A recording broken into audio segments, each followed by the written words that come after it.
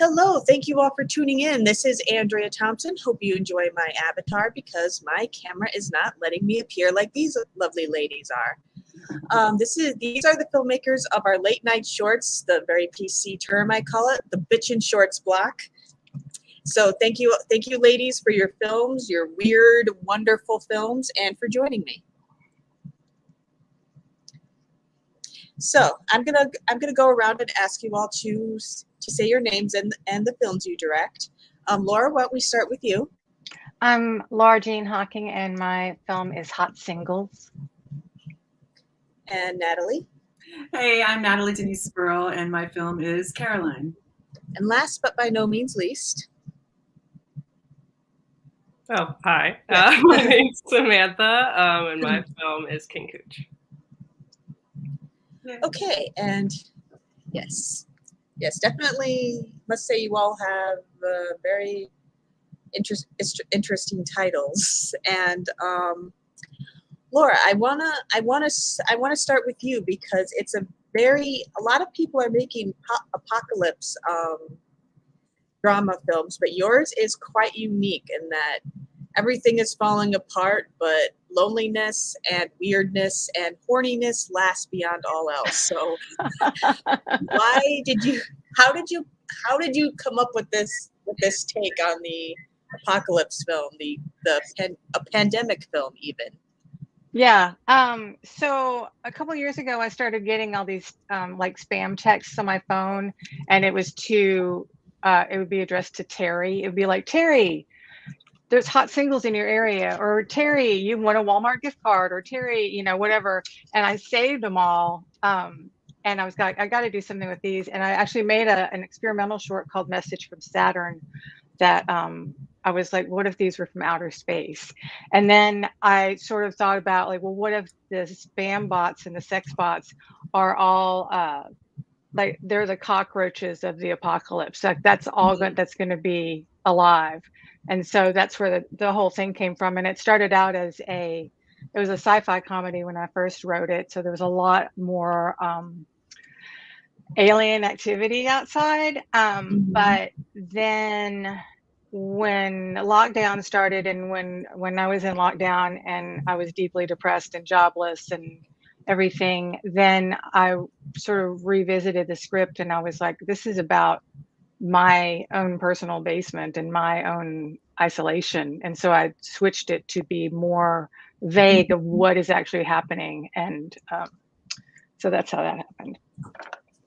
Interesting. You can definitely see that. And that brings me to your film, Natalie, because you can kind of definitely see your film is also kind of a pandemic film in that it's basically seems to be about kind of like the worst psychosis some people have no doubt experienced because of it.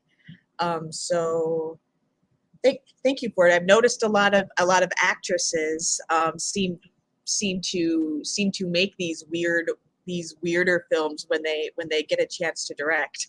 Yeah. So can you tell me the inspiration behind your film, because it's also quite dark? Thank you. Yes.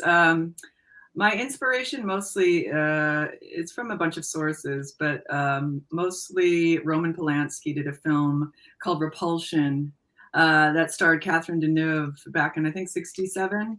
Mm-hmm. And it was a black and white film that I've been obsessed with for forever. And so that was kind of the inspiration for that. And Catherine Deneuve's character name is Carol in that film. So that kind of was an inspiration. Alfred Hitchcock, The Birds was an inspiration. For those who have seen it, there's a bat theme in there. So that was kind of an inspiration for that. There's a bit of George Romero in there. And it was just it was actually for a film festival contest that Roger Corman was doing. And the rules were it had to be 2 minutes and it had to be shot where you were quarantining. And that was during, COVID. And when I was quarantined by myself with my cat, who's around here somewhere. Maybe they'll make it in the sequel. But so that kind of gave me the idea of like, okay, and I didn't really have a script, but I just sort of started shooting based on just those images from those films that I just spoke about. And it kind of classic feel, yes, but very iPhone. Yes, but yeah, Yeah. so that was another rule. It had to be shot on an iPhone. So that was another challenge too, because I'm not used to, I don't think I've ever shot a film on an iPhone before.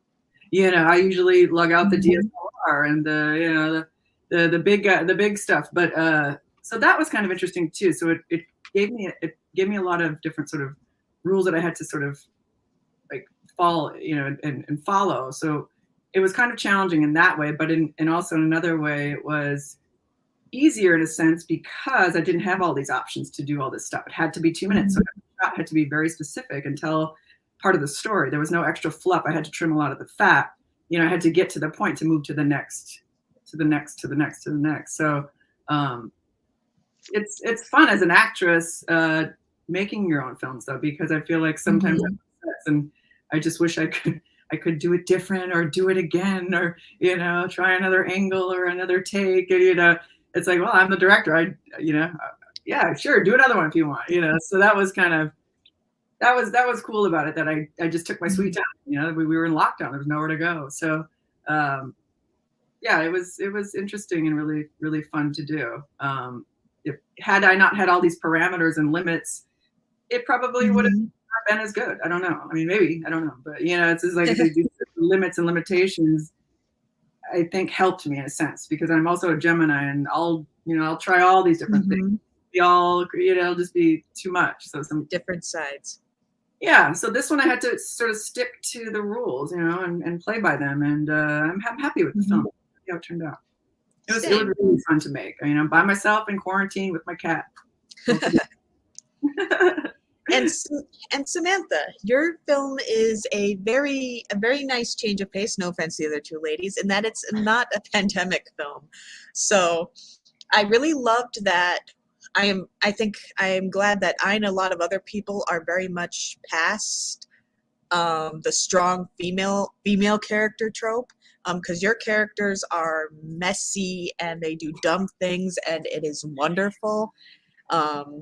So I just wanted to know how you kind of created them. Yes, I love how was you the called inspiration. Them. Yeah, I love that you got to call them messy before I did. That was definitely the inspiration, just like these two messy best friends and what they get themselves into. I think the inspiration is just, me and my writer, Rachel, were best friends. So we really wanted to make something where we're like, kind of write something of what we knew, right? So it was like, okay, we're both best friends. Let's write a film about best friends in like a weird situation. That makes your film scarier, actually. Way scarier. Yeah, they're not us to a T, obviously. They're a little more messy than we are. But yeah, we kind of like got inspiration from Tangerine by Sean Baker, as well as Insecure. Just like, the strong female leads with that kind of lead with their outgoing personalities. Definitely, thank you. And speaking of kind of the personality-driven thing, Laura, your film, like Hot Singles, is about this kind of character whose mess comes from her surroundings, obviously. And I can very much see, you mentioned that you were kind of working through your depression. Was making this film kind of a cathartic experience then? Very much. Yeah, it was I actually hadn't, I'm an editor by trade, and I make a lot of music videos and I make a lot of experimental shorts, but I hadn't made a narrative short in a while, probably 5 years or so. And sort of getting this made, and I won a grant for it.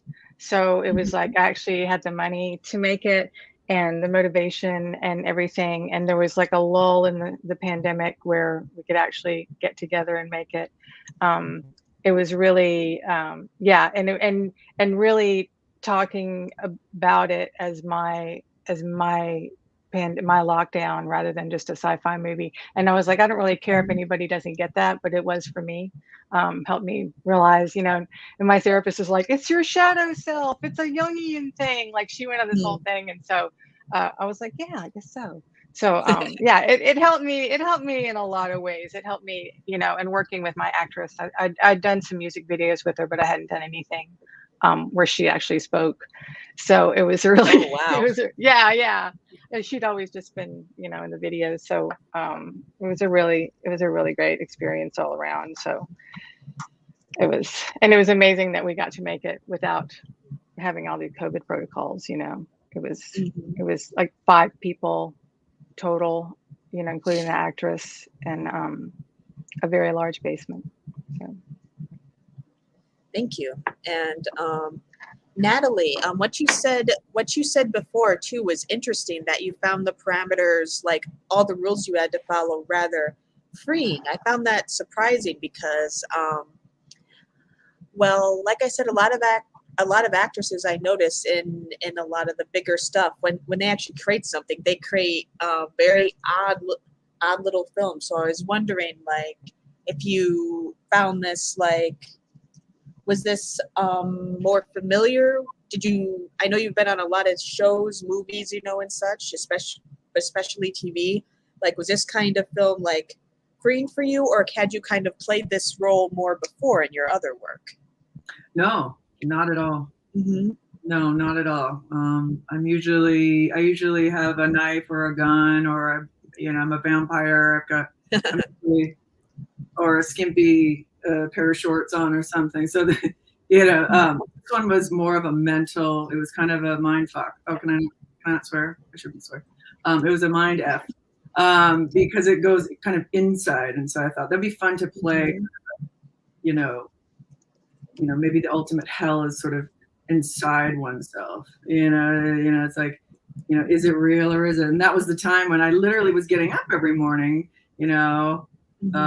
Today we have 300, 3,400 new cases. Like every day it was reporting on the hour, and it was like, it literally was as dramatic as what I shot. I mean, it was pretty verbatim. It wasn't. I didn't really expect so much.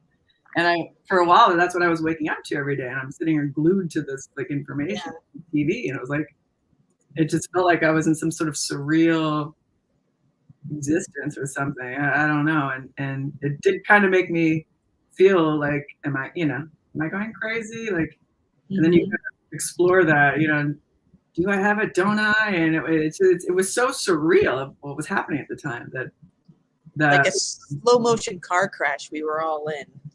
Yeah, like what? Almost. What the right? And so yeah, it was completely different from anything else I've ever played. And I would love to, I would have loved to keep going, and I may do a sequel. I don't know, but I'm fascinated with like character studies as far as being an actor, and I'm just fascinated with character studies and what makes people tick, and mental illness and all that stuff, and that's the fun stuff to play.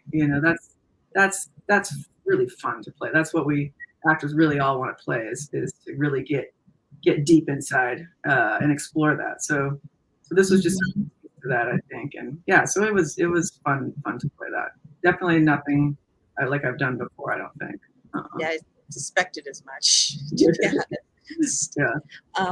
And Samantha, speaking of characters, like you mentioned, this was pulled from a lot of you and your best friend's experience. So spoilers. My main question: Have you ever peed in the street with using your best friend as a shield? Let's go deep. Let's go deep in this. I'd love to have a story for you, but no, we have not. We haven't done most of the things that our 2 main characters did, but I think that was the fun of writing it. It's like, okay, how would we be in that situation? Like, let's put ourselves in that situation of like, I'm peeing and my best friend's covering me. Like, what would we say? How would we react? So that was definitely the fun in writing it, and especially directing that. Yeah, you just killed my hopes for vicarious living. I know. But, yeah. Okay. Well, I've been in that situation. I don't know. There we go. That's that you have. I think you're just being a little maybe shy, but I think we all have. I don't know. Laura? Oh yeah. Yeah. Oh, yeah, not in a parking lot where a man has seen. Not that. Yeah. If you've ever been to Mardi Gras, you've done that. So yeah. That's what friends are for. Come on. Right? Totally. And sorry. Lo- um, Laura, I wanted to, did you say that your film like was pre-pandemic, or did it take inspiration from the pandemic? No, I wrote it before. I wrote it in 2019, just as a sci-fi comedy, and then I had submitted it for some grants and didn't get them, and it just sort of was like had been put away. And then there was a grant opening, entries coming up, and when I went back to it, I was like, this is absolutely about me. Oh my God, Yeah. no. So, but it helped me realizing that it was about me, helped me when I was directing too, because I was just like, okay, I've got to let you feel what I felt. And and the actress, I was like, I need you to bring your lockdown to this. And she's like, oh, I got it, because her husband had COVID, and she lost her job like permanently, and Oh, like wow. she had a lot to bring to it. And she was supposed to get married on 4/20 of 2020. Like she was going to have this huge wedding that didn't happen, and ended up getting married in her backyard with like 10 people. And so her wedding footage is in the movie. It's in the dream footage. Wow. Yeah. So that really seemed to have affected the mood on set. Like, I imagine the mood would have been quite different if there had been no pandemic. Yeah, because everybody was bringing a lot to it. And some people hadn't worked, all of us hadn't worked very much. So it was like, yay, we can work and we can do something. So it was, it was a big experience all around. And my director of photography is a woman I've worked with a lot. And it was a great thing for us to collaborate on. We sort of, when we get together, we share a brain. And so it was a really great, like, I don't know, just pre-production was awesome. And my art director was really great too. So it was just a great experience all around. Wonderful. Yeah. Wonderful. That's, yeah. And it was a really grant. Clear. The grant that I won was a women's short film grant, and it was the first Indie Memphis Film Festival, and it was the first year that they had done it. And I was like, oh, I'm like the flagship of this. Great. My movie has a guy. Can I say what happens in the movie, or is this going to be before people see it? It's going to be before. Yeah. I'm not going to say then. Spoiler alert. You can just guess. Well, Natalie, that brings me to you, because I'm curious as to how you kind of kept yourself focused and kind of kept your mood lighter. I assume you did somewhat. During during the shoot, because it seems like a very, very intense, very personal thing to make alone with your cat. Yeah, it was. How did I don't know. I'm obsessive, I suppose, about things, and when I decide to do something, it's going to be done no matter what. I just sort of woke up every morning and just started to think about what I was going to do and what would happen next, and just sort of started shooting. I think art, all kinds of art. I'm also a musician, and so writing music and filming things and just keeping myself busy artistically that way, and was saved me, because I think a lot of my friends, they just weren't coming out. Nobody was really risking even hanging out and seeing anyone. And maybe sometimes like, oh, I'll meet you outside, like we can have coffee outside, and everybody was so afraid. So it's kind of I felt very, very isolated. So that does sort of save me, and I've always kind of looked towards art to sort of keep me busy and not go crazy. And I mean, it started out as this experimental sort of thing. I thought, I'll just enter this contest, and as I kept shooting it, I thought, I really like this. I really like this, where it's going, and I got to kind of tap into all, like I said earlier, like all my favorite kind of inspirations and that kind of classic film look. And I watch a lot of TCM, so I'm just kind of a classic movie kind of nerd, and this kind of, I got to sort of really indulge that part of myself in this. So yeah, I think I think filming it and what really saved me during the lockdown. So I had to do it. It had to come out. It was going to come out no matter what. So now Samantha, I imagine that the mood on set, like I watch your film and I wonder how did they make this movie without laughing? Like what was the mood for without just bursting out laughing every take? Like what was the general mood on your set, and how did you kind of like keep things rolling, as it were? Yeah. I mean, like any set that I get to go on, I always like keeping the mood light and fun. And because like, I mean, my motto is like, when you're having fun, that's like, it doesn't even feel like work. So it's like, that's just what we wanted. And especially for the tone of the film and the subject matter, I was like, you can't be serious on a set like this, about a story like this. So yeah, it was definitely hard sometimes, like some takes where we're just like, we just had to keep in our laughter until after I yelled cut. But yeah, it was a great time. And yeah, especially during rehearsal and like between takes, and just like that was where a lot of, things that just I didn't even plan to happen. It's like when my actresses said something, it's like, wait, let's go with that. And there are a lot of fun moments like that, by the set being like the tone of it being fun and uplifting. So yeah. Excellent. Thank you. And more back to the more serious stuff with Laura. Well, without spoiler alert, without I guess I have the same question for both of you. So how do I do this stuff? Why did you decide to end the film like you did? Because it's a pretty bleak ending. I love bleak endings. I'm like the queen. I love bleak endings of movies. I mean, that's like my favorite thing.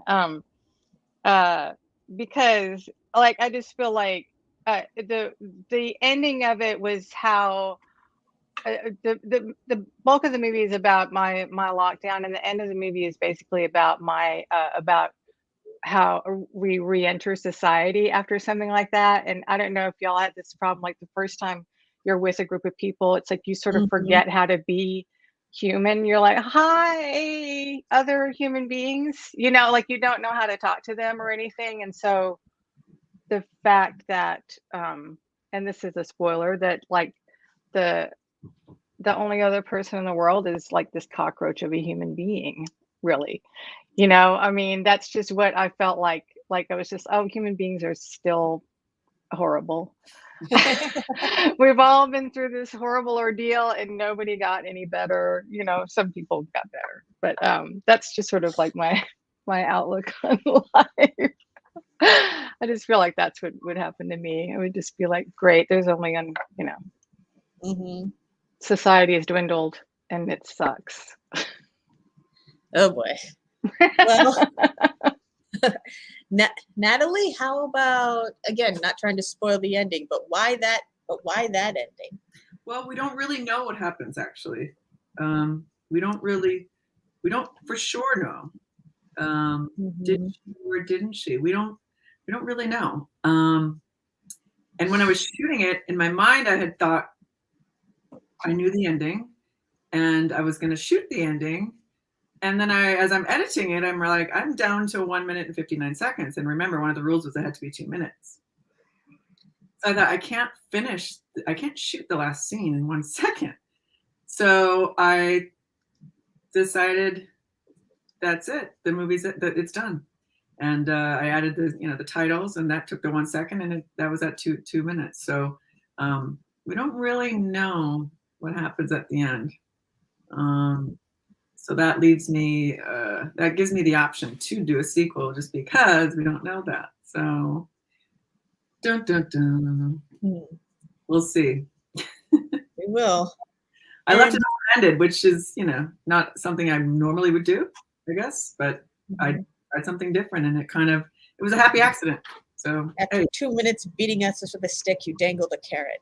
Yeah, it's a happy accident, you know, like look out for them and be open to them. You know, you think you have it all planned out and you're going to do this, this, and that. And sometimes, you know, just be open to switching it up. You know, let fate decide. I don't know. Let time decide. Yeah, definitely. Samantha, your ending was also quite fascinating. Without too many spoilers, the male character who is the catalyst for all this, he is absent until you presumably hear him entering at the end of the film. Not trying to get too spoilery, but why did you choose to end the film that way? Yeah, I also kind of wanted to leave it open-ended too.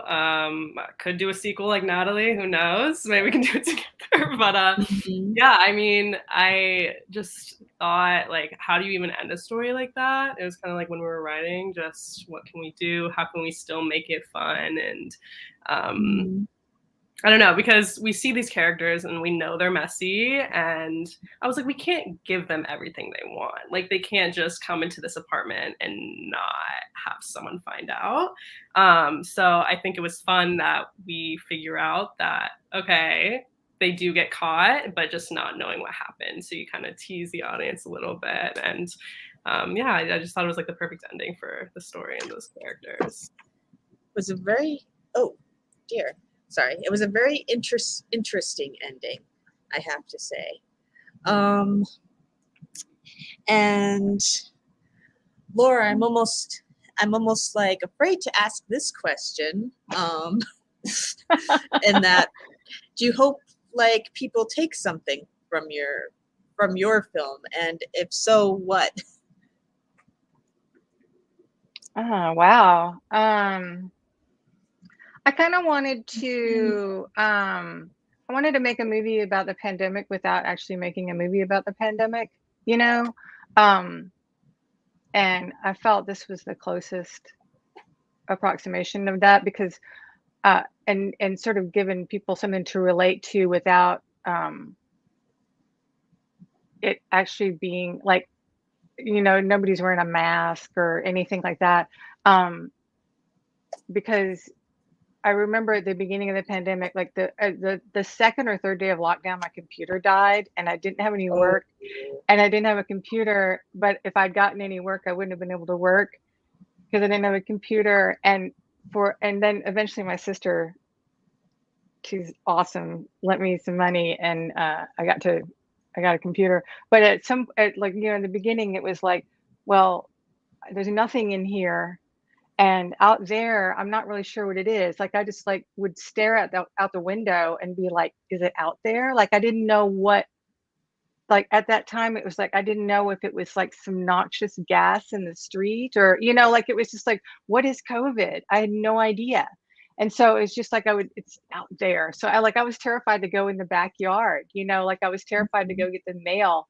And sort of like tapping into like that sort of fear that we all had. Like, it was just like we didn't even know what we were afraid of, and if we'd known how long it was going to go on, we would really been terrified, you know. So just giving, you know, just sort of like letting people realize there's them, you know, bring themselves to that situation is what I would like, you know.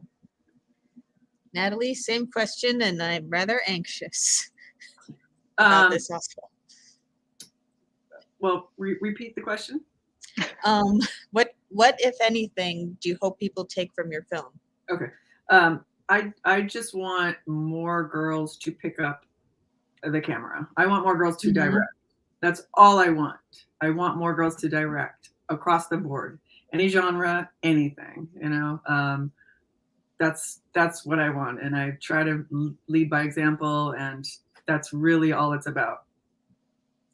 Yeah, I think it was Roger Ebert who said in his review of Ruby Sparks, he said, like, one of the worst things an actress can hear is, we've made a few changes to your character. Yeah. Right. Because it goes back to, you know, the issue of control, power, you know, it's a whole thing. So yeah, as an actress, you're at the mercy of all these other people. If you direct your own film and you happen to be an actor as well, you know, then you call the shots. And And if not, you still call the shots as a director, and that just needs to happen so much more, so that it's not a big deal. At some point, it's just yeah, I don't need to, so is she, so is she, so is he. I just want more females to pick up a camera and direct. So I'm glad you guys did. Same. I look forward to seeing both your films. And Samantha, do you want anyone to take anything from your film? Yeah, I think the main goal was, although my film wasn't about the pandemic, I knew that directing it in the pandemic and releasing it during this time, I really wanted the viewer to just escape their daily life for like 15 minutes and just laugh. So that was the goal. But I think one thing that I really want people to take away in this film specifically is just like, I really tried to portray realism in a way. I know it's like heightened realism. It's kind of silly and you don't really find yourself in a situation like these girls were in. But I think there's still heart to these characters. And I just want the viewer to take away like, hey, I see myself on screen, like regardless of if it's like the personality or just how one of the characters reacted to something or what they said. It's just, I want someone to feel seen and heard. So hopefully someone feels that way. Excellent. And my next question is about genre, actually, because while we're seeing a kind of revolution in horror and comedy with more women like really getting to make some truly excellent films. In the past, I've noticed most of the biggest films, and to a certain extent now, directed by women, were basically family films. And there's nothing wrong with that, obviously, but that's usually the only type of big budget films that women were allowed to make, were those geared towards families and children. So for a little change of pace, Samantha, I'd like to direct this question to you, in that did you find it difficult as a director to be making like this more zany, raunchy comedy as a female director? Because of course you still have to ask that question, Yeah. Hopefully one day that'll change for sure. Like there just wouldn't matter, of course. But yeah, I think like I think because I had like an all-woman cast, main characters, it made it a little easier for me to be able to portray what I wanted on screen and have that communication with the actors. And yeah, and just like the story, I just felt like because the story is so rooted in the woman experience and woman friendships, it was really nice to just be able to say my experiences to the actors and have them bring their experiences as well, and made it such a seamless process in that way. So I think I had the privilege, and especially in this story, of like, it's about women friendships, that it wasn't too hard to portray and get across. I felt like this was, out of anything, like hopefully this was something that I felt comfortable telling and being able to portray. So yeah. Thank you. And Natalie, I think I wanna same question to you. Like, did you find it difficult that you were a woman making this really weird film that was different from the roles you traditionally do as an actress?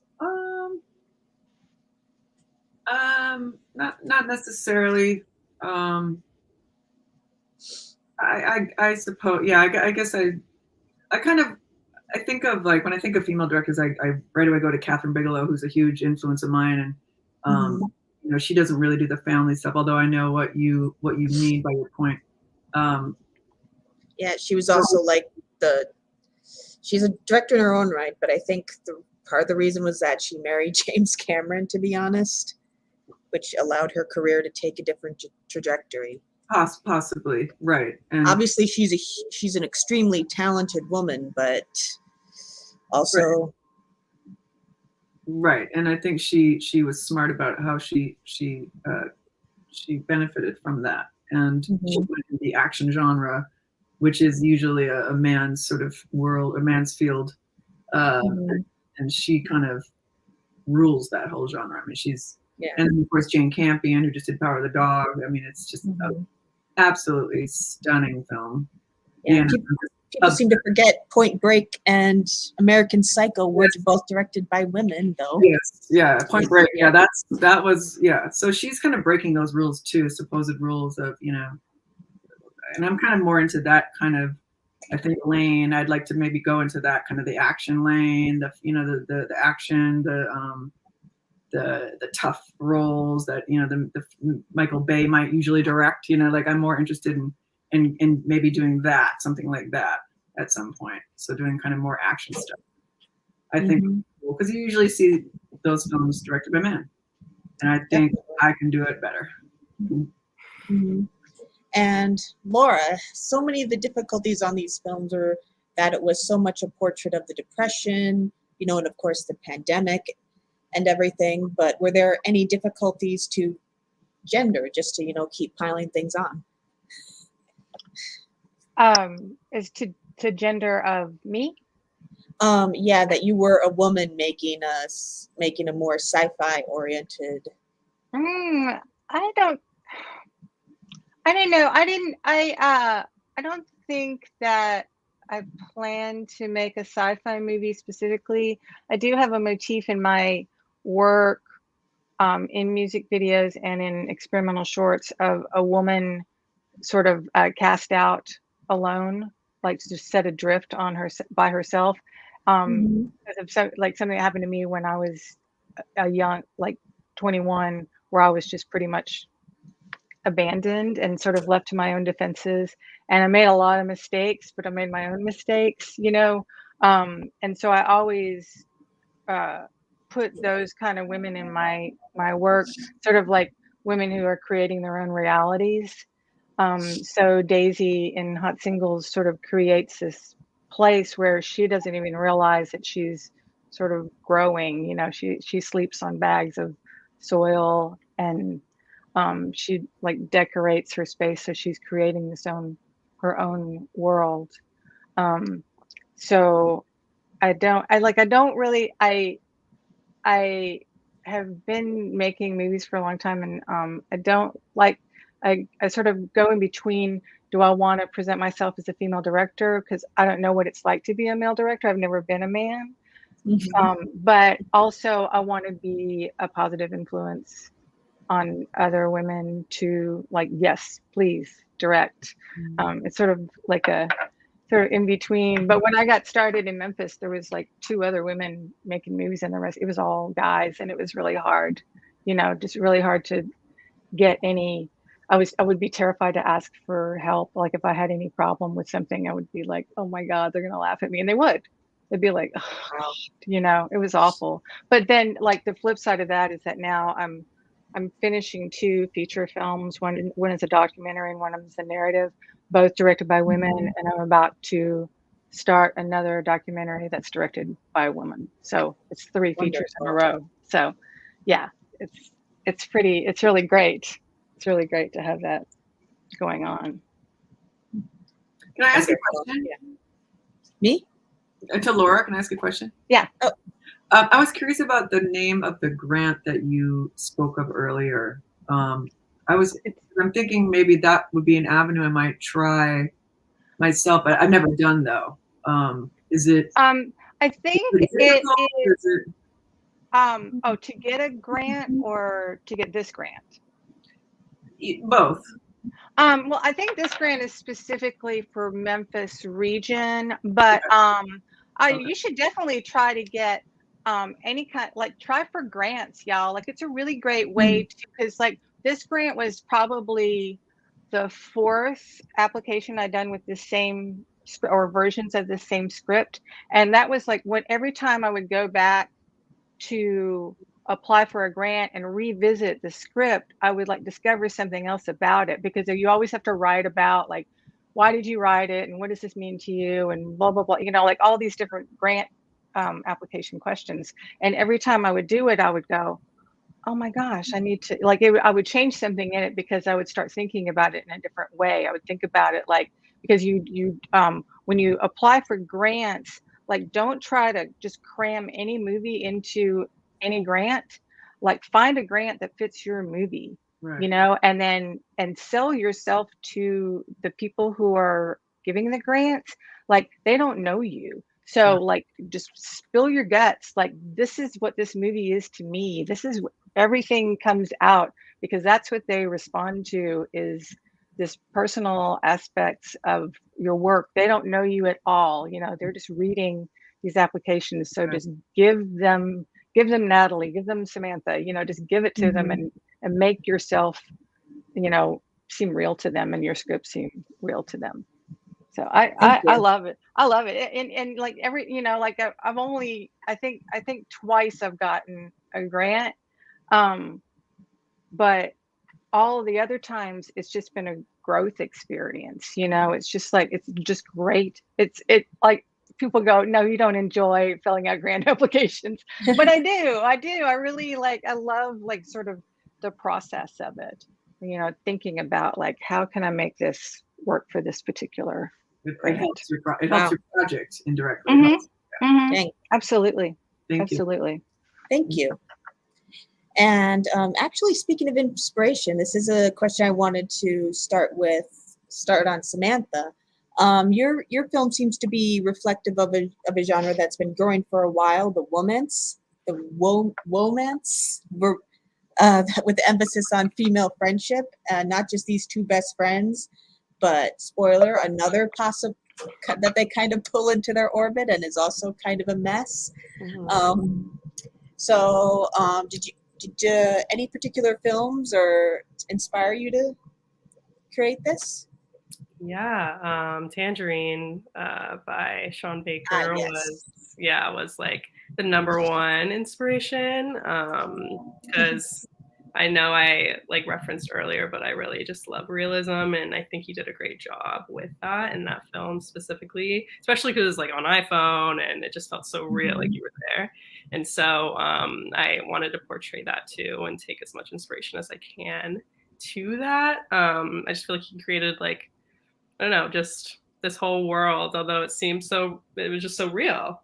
So yeah. Samantha, did you shoot your film on iPhone too? I did not. I didn't. But I just like the essence of it all, and it was just like run and gun and stuff. So I took inspiration from like handhelds, although it wasn't iPhone, still like a handheld camera and all that. But yeah, I was really inspired by that, and also the show Insecure, because it does follow two women and their best friends, and so yeah, I just feel like I'm lucky that, you know, now there's a lot of references about two women best friends like leading a show or a movie, because a few years ago you wouldn't really see that. So I had like a lot of inspiration to pull from and try to put my own twist on it. Definitely. Thank you. And I believe you did. And Natalie, you mentioned Repulsion as a big inspiration for you. Catherine Deneuve, but I was wondering if there were any other influences you'd like to say? Definitely some Hitchcock, The Birds. Tippi Hedren is actually from the same small town in Minnesota that I'm from. We were born in the same hospital, so that's my claim to fame. Oh wow! Congrats. Yeah, and she actually has an animal preserve out here in California. She rescues big cats, so it's really cool. But yeah, so there's some Hitchcock in there. There's a bit of Psycho reference in there. There's in the shower thing. Some George Romero, you know, the descent into the mind, kind of, you know, tapping into that sort of thing. That's pretty, and that with, you know, the modern COVID issue, you know, so it's like how to tell the story, this modern story in kind of a retro classic film sort of style, you know. That was kind of like, that was the fun sort of thing to do. And I have kind of I have like a lot of props that are sort of vintage looking and stuff like that. And then of course I shot it in black and white, or I shot it on the phone in color, but you put it through the filter or whatever. Black and white. So yeah, so that was kind of fun. And yeah, those are pretty much the biggest influences, I would say. Yeah. Okay, thank you. And Laura? I gotta turn my oven off, so give me 1 second because I'm making Laura, now you can really take your time. I wanted to ask Samantha really quick. Have you seen Red Rocket, Sean Baker's new movie? That is so funny. I'm gonna watch it on Saturday. So Oh wow! yeah. I've been It's wanting to really, see it for so long. That's a but yeah, crazy. I'm so That's a excited. crazy one. it's I'm great. Yeah. Okay. It was opening Bye, or bye, closing. bye. It was, I think it was opening Once you night of watch the Indie movie, you'll Memphis. get it. Yeah, it's really, we got to hang out with him after the screening. so He's cool. a really, yeah, he's really cool. Congrats. He's just like exactly what you think he's I like. bet. Wow. In a good way. In a good way. Just in case he's watching. He's really, he's a sweetheart. Yeah. I guess, do I need to wait for Natalie to get back, or she can? Why don't you go ahead about your influences? Because we're 45 and our hour is almost up. I think my main influence for just sort of the feel of it and the look of it was Chantal Ackerman's Je tu il elle, which is it's about a woman who's alone, and it's pretty much like, if you see like the first shot of it, she's like on this bed on the floor, and it's pretty much what like I had like envisioned. And I kind of have like this obsession with Chantal Ackerman. So I was glad to have like a venue or an avenue to be able to do that. And then I guess like the color, it has this big strong green sort of sense through the whole thing. I've been working on like doing these intense color palettes for things, and it's nice to sort of play with in short films. I did a music video right before the pandemic that was it was a very female gaze video, and it was all in pinks and peaches and mauves, and it had just like this really great color scheme. And then I've done like blues and greens and everything. So this one, I wanted that like sort of sickly green, toxic feeling throughout, you know, that the world is sort of seeping in, whatever it is coming into her space where she's like stuck. Definitely. And Natalie, since you just stride back, I have a new question for all of you. What advice do you have for young filmmakers, especially female filmmakers just starting out?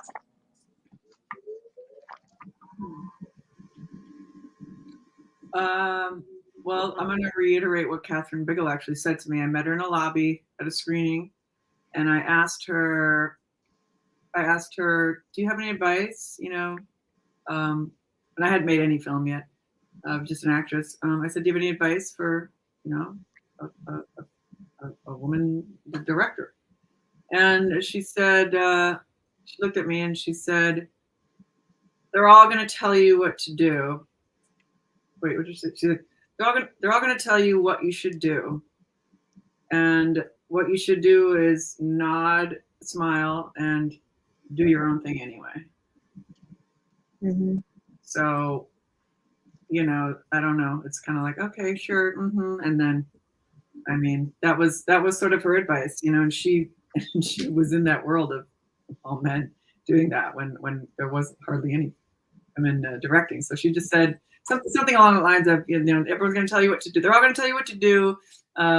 You just go along with it and nod and do your own thing anyway. So in other words, she just didn't listen to anyone. And did so glad she made Point Break. Yeah. You know, it worked for her.